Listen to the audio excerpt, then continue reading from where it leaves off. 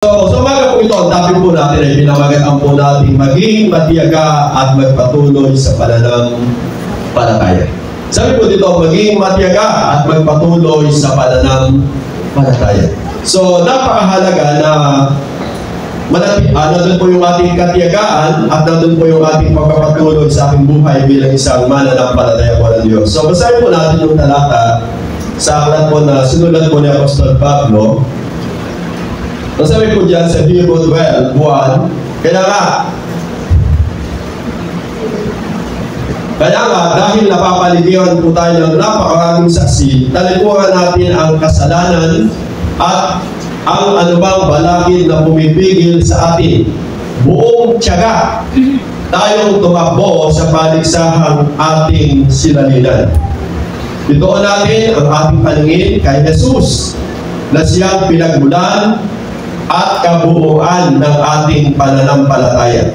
Dahil sa kagalakang naghihintay sa Kanya, hindi niya ikinaya ang mamatay sa krus at siya ngayon ay nakaupo sa kanan ng trono ng Diyos.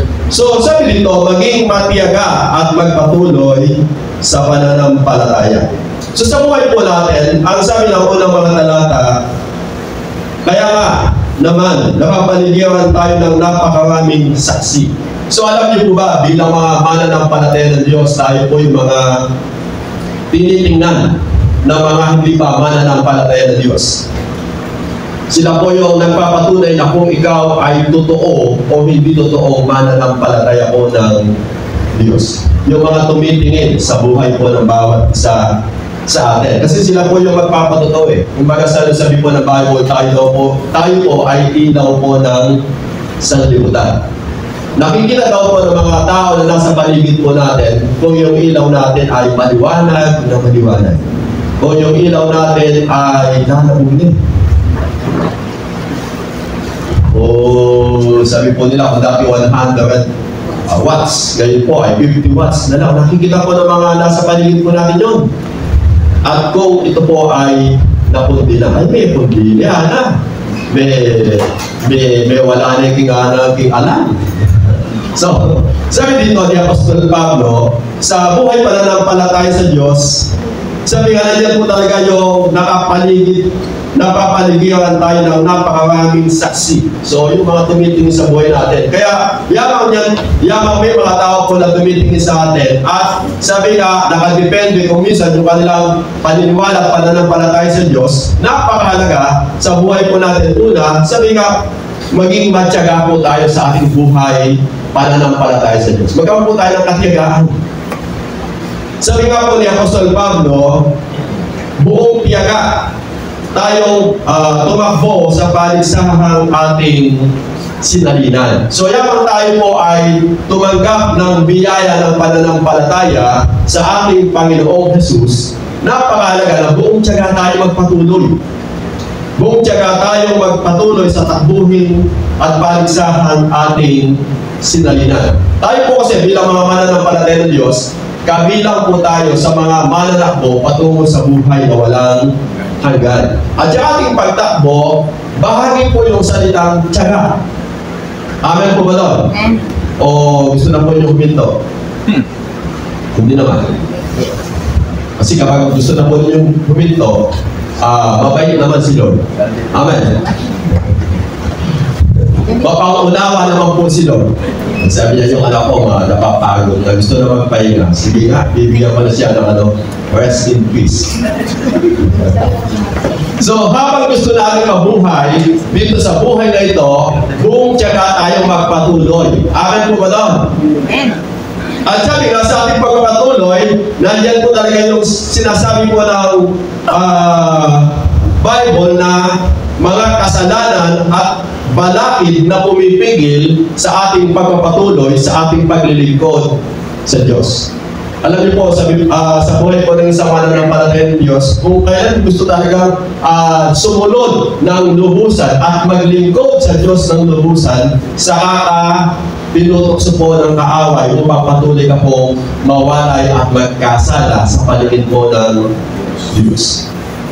Lord, talagang gusto ko na maglingkod sa iyo. Lord, gusto ko na talagang sumunod sa iyo ng totohanan. saka ka talaga tinutokso ng kaaway. Alam niyo po, ang trabaho po talaga ni Satanas ay manukso. Tuksohin ang buhay ng bawat isa po sa atin. Dati, hindi ka naman tinutokso. Bakit? Tinutokso kang pilit. Alam niyo po sa Bible, may isang kwento.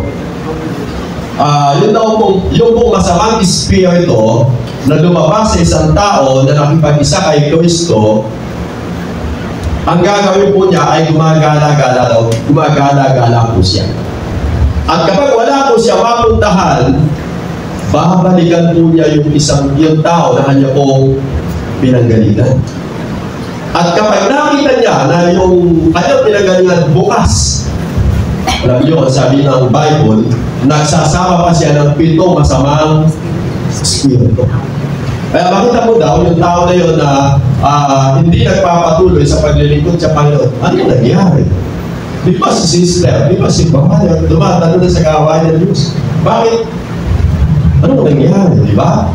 So alam niyo po ba, napakalaga na magpatuloy tayo. Buong tiyaga tayo magpatuloy sa paglilingkod sa Diyos. Amen po ba daw? Amen. Bagamat nandiyan po talaga yung mga tukso, nandiyan po yung gawa po ng kaaway na pumipigil sa atin upang huwag tayo magpatuloy sa paglilingkod sa Panginoon.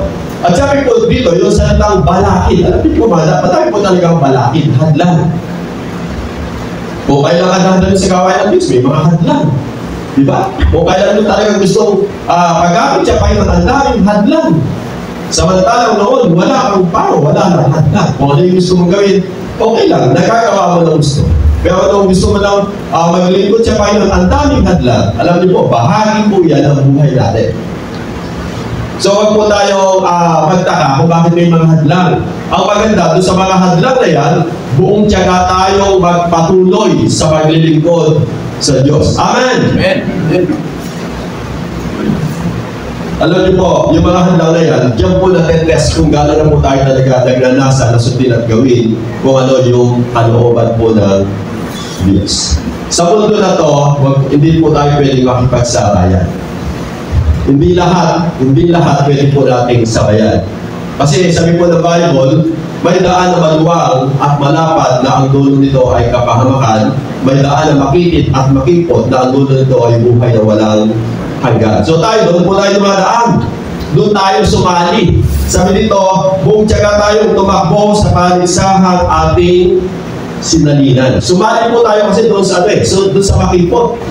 At makitid na daan, ang dulo po nito ay buhay. Kaya mahalaga, tinatalikod na po natin yung salitang kasalanan at hindi na po tayo nakahadlangan sa mga balakid na pumipigil sa atin bilang isang tao o mananampalataya na naglilingkod sa ating Panginoon. Amen po ba doon? Amen. Ano po yan? Nasahin po natin kung dati, sabi ko nga, nakahadlangan ka kayo, Lord, nag-pray po ako talaga sa iyo.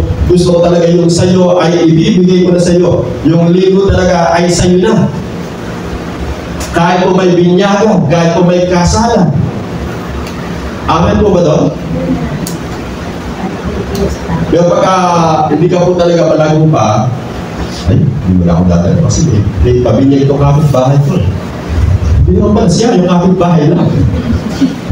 So na dahil lumalago na siya, ay, mamaya na lang ako pupunta sa kanya kasi pwede naman ako pumunta na alas 10, sasamba ko na ako sa Diyos. Ano magulat siya, di ba? Tapos pagka may okasyon, hindi tatapat ng linggo kasi may mga gawin kami sa church. Tatapat ko na lang ng Sabado. Kasi lumalago ka na. Yung mga balakid, napagtatagumpayan mo na sa buhay bilang isang mananampalataya mo ng Diyos.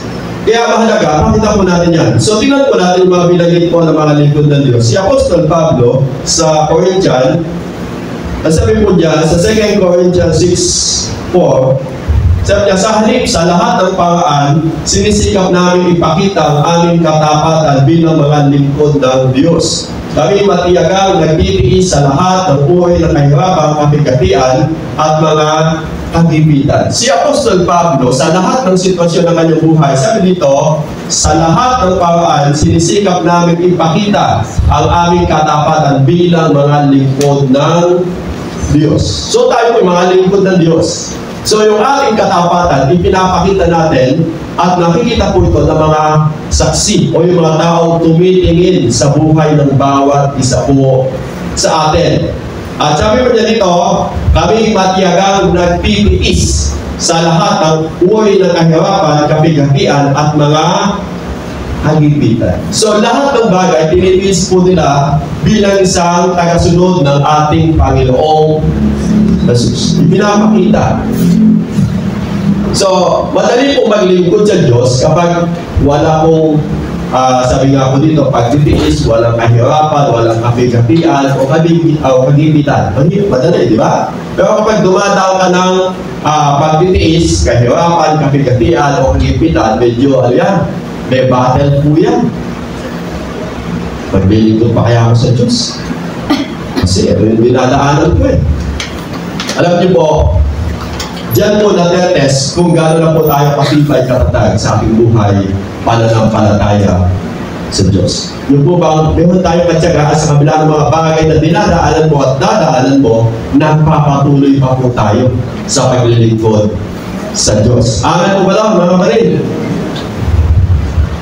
So, tuloy pa po tayo. Sabi pa rin po na ni Apostol Pablo sa aklat po ng Timothy, sabi niya, ngunit ikaw, maging mahinahon ka sa lahat ng oras, magpiis ka sa panahon ng kahirapan, gampanan mo ang tungkulin ng isang mangangaral ng magandang balita, pagbutihin mo ang iyong paglilingkod. So sa paglilingkod sa Panginoon, yamang tayo po ay sumali sa panigsahang pagsunod at paglilingkod sa Panginoon. Nasabi dito ni Apostol Pablo, ngunit ikaw maging mahinahon ka sa lahat ng oras, magpiis ka sa panahon ng kahirapan, gampanan mo ang tungkulin ng isang mangangaral ng magandang balita at pagbutihin mo ang iyong paglilingkod. So tayo, yamang sumusunod tayo sa Panginoon, talagang lahat ng bagay gagawin mo at ginagawa mo sa kaluluwalhati po ng ating Panginoon. Hindi po kasi ganun kadali yung maglingkod sa Diyos. Kinakailangan po talaga na naroon po yung, sabi nga, maging mahinahon ka, nagtitiis ka, sa panahon ng kahirapan, nagpapatuloy ka, at higit sa lahat, pinagbubuti mo ang iyong paglilingkod sa Diyos. Kasi may nakatingin po sa atin eh. Kaya sabi nga, buong tiyaga tayo magpatuloy sa takbuhin ating sinamahan. Alam niyo po, may mga pagkakataon sa buhay po ng isang mananampalataya ng Diyos na nakakalimutan niya na siya po ay isang mananampalataya. Diba? Naalala po niya na mananampalataya po siya kapag nasa loob po ng church. Kaya ang tanong, pag po ba tayo ay nasa labas po ng church, nakikita pa po ba yung ating pagiging isang mananampalataya ng Diyos? Makikilala mo daw yung totoong mananampalataya ng Diyos kapag nasa labas na daw po siya ng church. Amen po ba daw? Na siya po yung isang tao mahinahon, siya po yung isang tao nagtitiis, siya po ay kaya po niya pagtagumpayan yung kahirapan, yung po kapag dumating sa panahon ng kahirapan, alam mo may awa ang Diyos. Kahit po may kapag siya nakikipagkwento sa mga tao, alam niyo, sister, mahal tayo ng Diyos, may awa yung Diyos. Mapagtatagumpayan natin itong kahirapan. Hindi yung ikaw po yung matanong pa. Sister, kamusta? Masabi ko na Baka hindi ka totoong mananampalataya ng Diyos. Ikaw pa yung madaming sinasabing panghihina. Imbis na ikaw po yung nagpapalakas, ikaw po yung pinagmumulan po ng panghihina. So dapat tayo po yung makita sa ganung sitwasyon. At higit sa lahat, nandun po yung pinagbubuti natin yung ating buhay bilang isang mananampalataya po ng Diyos. Amen! Tayo po yung nasa hanap buhay, nasa eskwelahan, nasa ibang mga pakikisama, dapat yung pagiging isang mananampalataya ng Diyos ay patuloy na nakikita po ito sa buhay ng bawat isa po sa atin. Amen po ba daw? Yung mga kasalanan niyan, hindi po siya maging dahilan para magawa po natin yung kalooban ng Diyos. Yung mga hadlang po na yan, hindi po dahilan niyan pag hindi po natin magawa yung kalooban po ng Diyos. Kaya mahalaga yung nagtitiyaga. Maging matyaga tayong sundin at gawin kung ano yung kalooban po ng Diyos. Alam niyo po, isang maganda kwento dito, yung Hebrews chapter 6 verse 14. Sabi po dyan, ni Apostol Pablo, yung naganap po sa buhay po ni Abraham, sabi po dyan, sinabi niya, pinangako ko na lubos kitang pagpapalain at ang lahing magmumula sa iyo ay aking pangangamihin. Matyagang naghintay si Abraham at natanggap naman niya ang ipinangako sa kanya. Sa Hebrews chapter 6 verse 14 to 15, ang sabi dito sa 15, matyagang naghintay si Abraham at natanggap naman niya ang ipinangako sa kanya. So bago naganap po yung ipinangako ng Diyos kay Abraham, mahabang panahon. Ang sabi po ng Bible ay 25 years bago naganap. So ang tanong doon, matyaga po siyang naghintay. At habang naghihintay po si Abraham, nagpatuloy po siyang gawin at sundin kung ano yung kalooban po ng Diyos. At sa tamang panahon, natanggap po niya yung ipinangako ng Diyos sa kanya. Kaya sabi po niya, matyagang naghintay si Abraham, natanggap niya ang ipinangako sa kanya. So sa buhay po natin, peace is lang. Yes. Amen. Sa mga problema, sa mga pagsubok, bahagi po yan. Upang lumago ka, tumibay ka sa buhay pananampalataya sa Diyos. Sa mga hadlang ng buhay, okay lang yan. Tinetest lang talaga kung ikaw ba yung magpapatuloy pa at magpapatuloy pa sa iyong buhay pananampalataya sa Diyos. At naniniwala po tayo sa dulo po nito, may nakalaan po sa ating pangako at biyaya at pagpapala ng Diyos sa buhay po nating lahat. Amen! Pag po ng mga kasabi niya, kapag may tiyagaan na, may higog kang dilag. Kumbaga sa paligsa, tumatakbo ka, nasa kalagitnaan ka pa lang. Ayoko na. Babalik na lang ako. O kaya, hihingi ko muna. Maganda, nagpahinga ka ng kaunti, tapos kubukuha ka lang pala ng ano, bueno. Okay po yun. Pero kung huminto at bumalik ka, ba hindi maganda yun. Amen. Magpatuloy tayo, buong tiyaga tayo magpatuloy sa buhay pananampalataya sa Diyos. So, pangalawa, magpatuloy sa pananampalataya. Sabi nga ako na maging matyaga. Pangalawa, magpatuloy. Sabihin mo sa iyo, magpatuloy. So, si Apostol Pablo, may binagit po niya sa 2 Corinthians 9:24. Sabi niya, alam niyo ang mga talahok sa paligsahan ay tumatakbong lahat. Ngunit iisa lamang ang nagkakamit ng gantimpala. Kaya pagbutihin ninyo ang pagtakbo upang kamtin ninyo ang gantimpala. Sabi po dito yung paligsahan. So tayo po kasi lahat ay sumali sa paligsahan. So sabi namin, sa paligsahan, tumatakbo po yung lahat. Ngunit, iisa lamang ang nagkakamit ng gantimpala. Yun po yung tumakbo talaga hanggang sa finish line. So tayo, sinasabihan po tayo ng Apostol Pablo na pagbutihin ninyo ang inyong pagtakbo upang kamtan ninyo ang mga gantimpala. So sabi nga, magpatuloy tayo sa ating takbuhin. Ano man po yung sitwasyon natin ngayon, ano man po yung dinadaanan po natin ngayon, magpatuloy po tayo sa ating pananampalataya sa Diyos. Amen po ba doon? Amen. May mga tao po kasi, kung minsan yung pananampalataya niya, nakadepende lang siya kapag po maganda yung sitwasyon. So sabi ko nga, doon sa inawit po natin kanina, mananatili. O kaya, sabi po doon, ano po yung mga, dumating man yung mga pagsubok o sitwasyon ng buhay, sabi nga, mananatili. So maganda yung ganun po yung ating kaisipan at pananaw sa ating buhay pananampalataya. Kasi yun po yung nais ng Diyos sa bawat mananampalataya po niya. Na tayo po yung manatili upang makamtan po natin yung mga pangako ng Diyos sa buhay natin. Ano pa? Sabi po sa aklat ng Timothy, pansinin natin si Apostol Pablo kung paano po siya nagpatuloy sa 2 Timothy chapter 4 verse 6. Sabi niya, sapagkat dumating na ang panahon ng pagpanaw po sa buhay na ito. Ako'y mistulang isang handog na ibinuhos sa dambana. Pinagbuti ko ang aking pakikipaglaban. Natapos ko na ang dapat kong takbuhin na natili akong tapat sa pananampalataya. So si Apostol Pablo, hanggang sa uling hininga ng kanyang buhay, siya po ay nanatiling tapat sa kanyang buhay pananampalataya.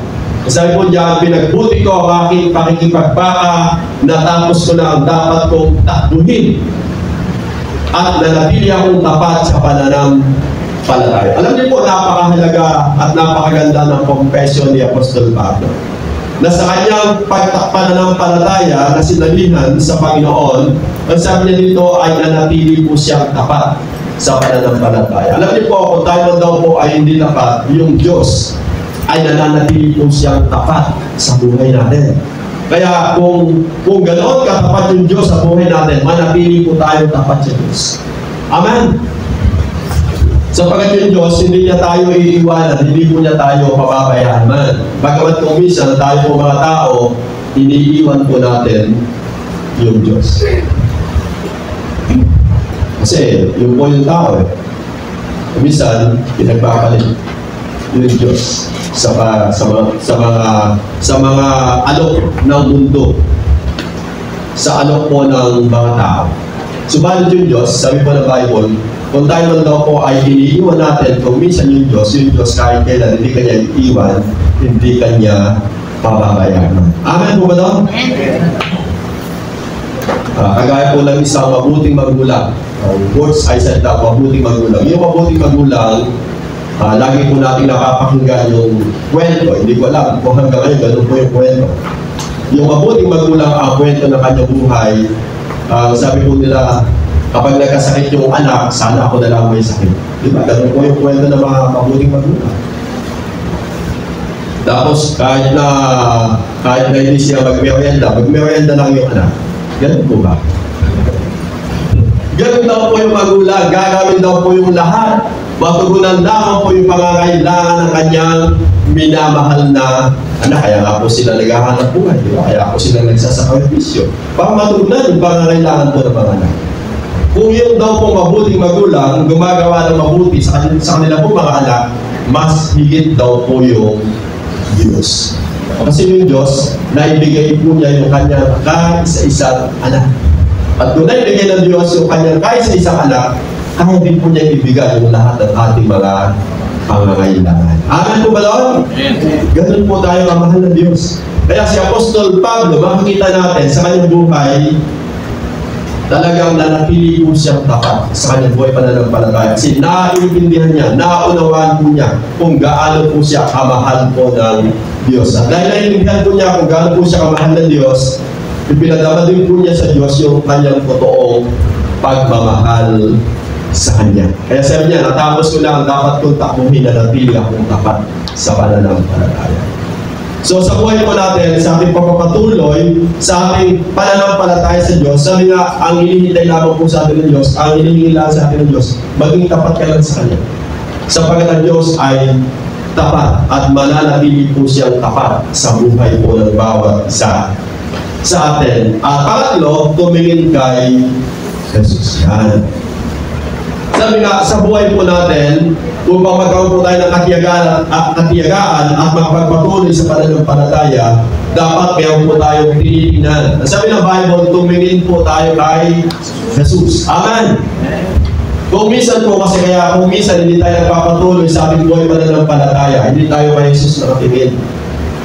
Nakadepende yung ating pananampalataya doon sa kagaya po ngayon. Sabi po niyo sa kapatid natin ganito, makakatawasan yung pupo.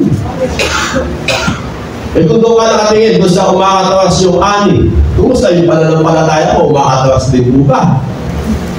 O yung negosyo, ay humina yung benta ng negosyo, humina din po yung ating pananampalataya. Ano po ba? Diba, sa estudyante, ay mababa yung grade ko.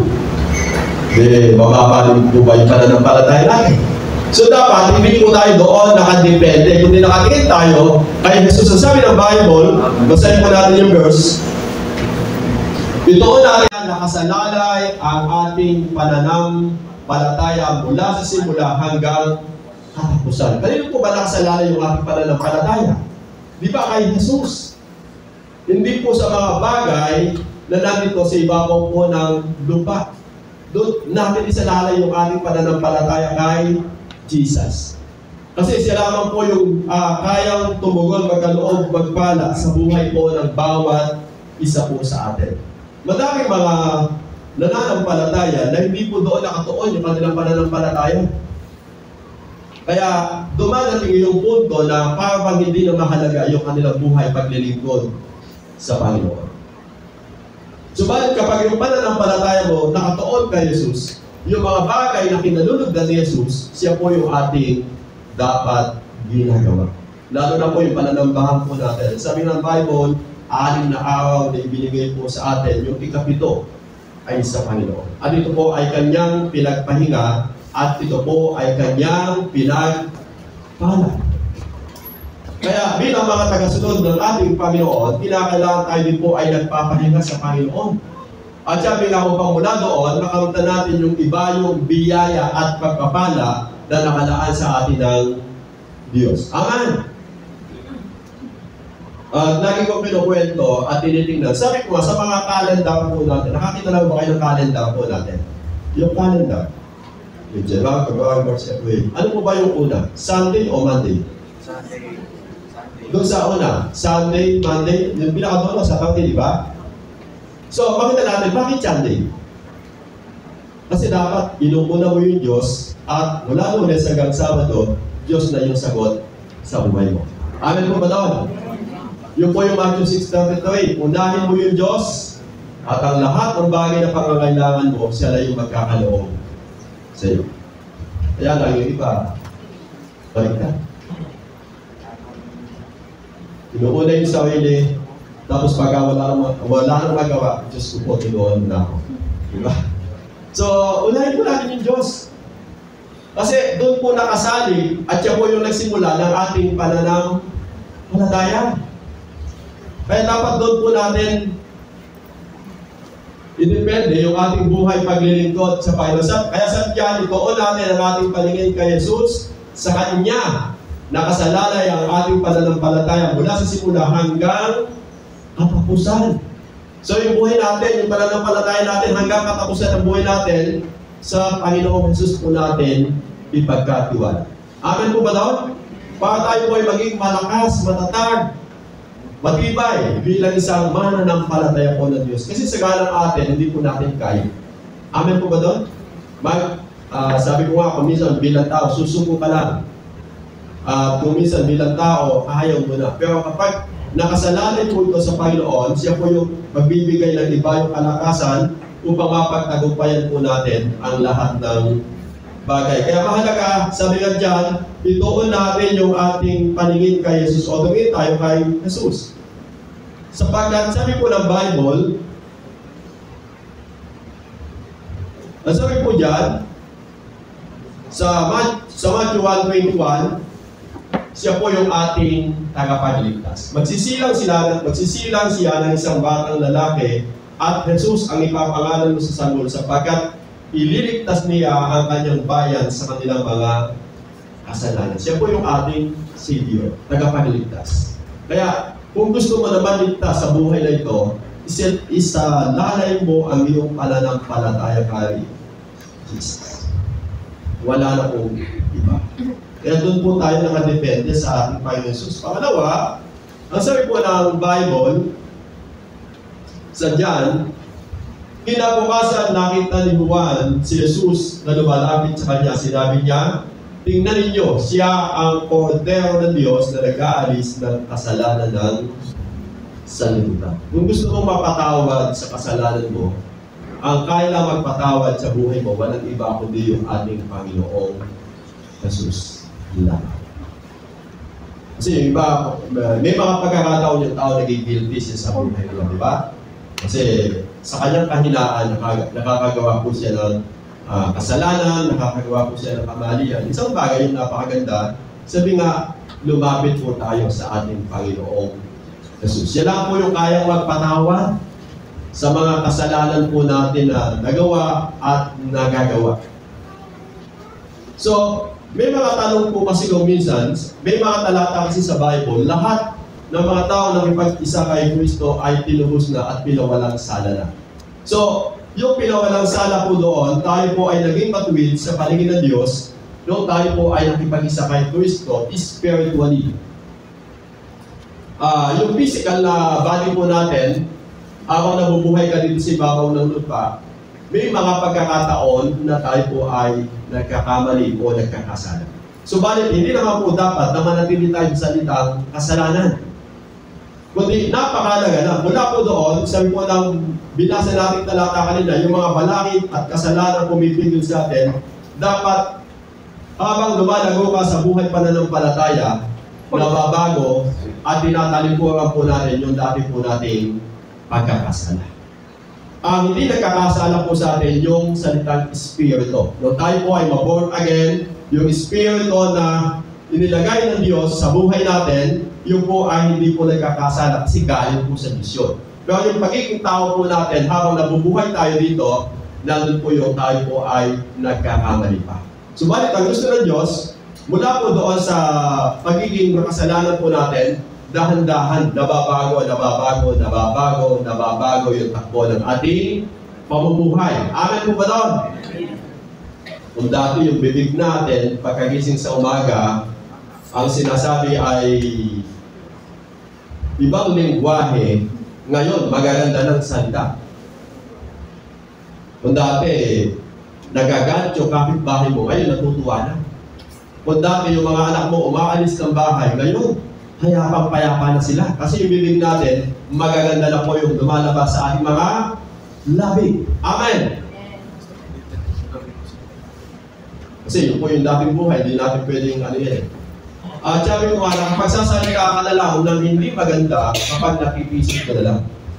Diba? Nakakita lang ba kayo ng mga tao nakipisip? Ay, kalabaw. Kalabaw. Sabi ko, sinasabi nila, kalabaw. Mabuting kalabaw yung sinasabi. Amen po ba doon? Yung iba-iba.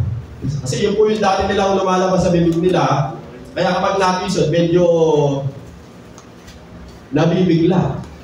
Pero kapag nabago na po talaga yung ating pamumuhay, hindi na po kalabaw. Ang sasabihin mo na lang, thank you Lord, praise the Lord, hallelujah. Amen!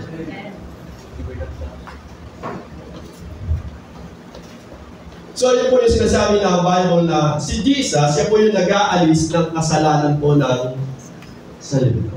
Pinatatawad po niya yung kasalanan po ng mga tao.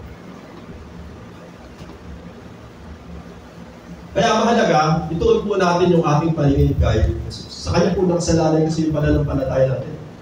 Para makapagpatuloy tayo sa buhay na ito. Huwag po tayo tumingin sa mga bagay na panandalian lang. Sabi po ni King Solomon, yung mga bagay dito sa ibabaw ng lupa ay bawang naluluma at nawawala. May bagong sasakyan na yun.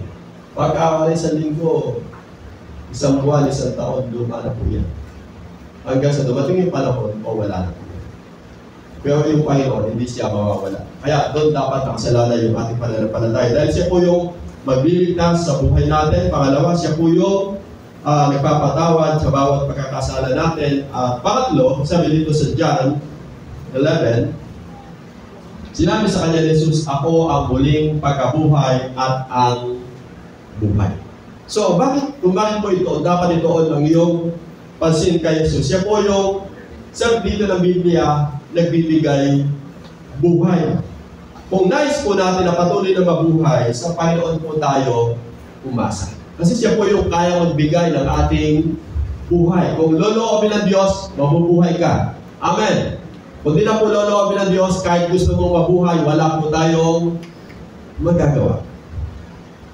Sabi nga po ni Brother Tony, si Brother Tony, mas blow ba kayo? Magandang lalaki. Sabi niya, nung time na yon, kala niyo patay na siya. Mamamatay na siya. Kasi yung hininga niya, inahabol na po ata niya. Kung gano'n siya kabilis tumakbo, inahabol pa po niya. Inahabol pa po yung kanyang hininga. At nung pagsakay daw po niya doon sa sakyan, wala po oxygen. Naubos daw po yung oxygen. Mabuti, nung daw po bumili sila sa bilihan po ng oxygen, may nakagising sila. Alas 2 ba ng umaga? Ginising ni Lord yung tao, nagbebenta ng oxygen. Kasi kung wala, palagay nyo, abot po kayo ng Maynila. Hindi na. Dahil ano pa ni Lord na mabuhay siya, kasama po natin, di ba? Kaya kung di na po kalawang ni Lord, wala na. Wala na si Father. So, yun po yung buhay. Kasi sabi dito ni Jesus, sinabi sa kanya ni Jesus, ako ang muling pagkabuhay at ang buhay. yung buhay na yon, ang nagbibigay lamang po, walang iba, kundi yung ating Diyos. Kung loloobin ng Diyos, buhay ka. Alam po lahat ng nandito na may edad na, dumaan na po tayo sa ganong sistema po ng pagsubok ng buhay. Lahat po tayo siguro, sabi ko ako na lang, ilang beses na ako na muntik na ako mamatay. Nadami ko, 3 beses na siguro. Dahil hindi pa kalooban ni Lord, buhay pa ako, di ba? So yung mga may edad na po dito, dumaan na po sa ganong kwento. Kala ko mamamatay na ako. Pero salamat sa Diyos, binigyan pa ako ng buhay. Kaya, sabi nga, sa Diyos po tayo tumingin. Sa Panginoon Jesus po tayo tumingin. Kasi siya po yung nagbibigay ng ating buhay. At higit siya lahat, sabi po diyan sa unang talata, sinabi sa kanya ni Jesus, ako ang muling pagkabuhay. So, kung gusto mo magkaroon ng buhay na walang hanggan, makakamtan mo lang yan sa pamamagitan ng ating Panginoong Jesus.